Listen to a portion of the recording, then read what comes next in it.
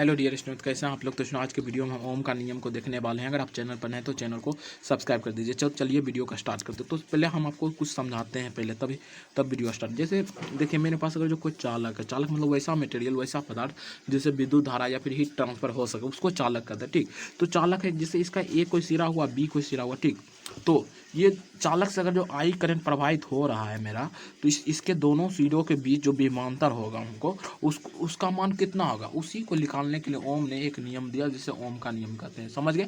तो देखिए समझिए, फिर से हम समझाते हैं आपको। किसी चालक के दो सिरा होता है। ठीक, जैसे ए सिरा है, बी सिरा है। ठीक, मान लिया। या फिर आप अपना कलम लीजिए, एक कलम के लिए फिल हो गया है, वो पिछले वाला भाग दो है, वो समझिए वो कंडक्टर। ओके, कंडक्टर है।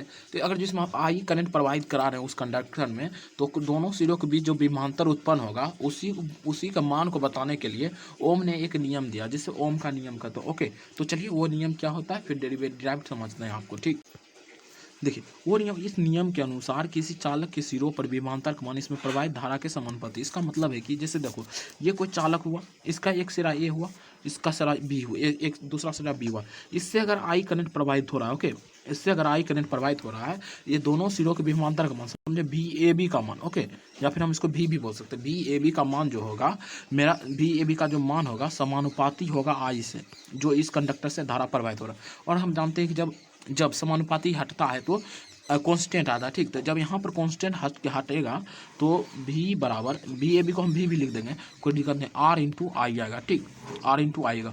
और इसको हम क्या कहते हैं जानते हैं, इसको हम प्रतिरोध कहते हैं, इसी को हम प्रतिरोध कहते हैं। ठीक, क्या कहते हैं इसको हम, प्रतिरोध। ठीक, समझ गए, इसको प्रतिरोध कहेंगे। ओके, और यही नियम। ओके, तो ये हो गया। और देखिए समझ गए, इस नियम के अनुसार किसी चालक के सिरों पर विभवांतर में इसमें प्रवाहित धारा के समानुपाती होता है। ऐसे आप लिख दे। इसके बाद ऐसे लिखिएगा, भी समानुपाती आई होता है, भी बराबर आई इंटू आर होगा, या फिर आर इंटू आई।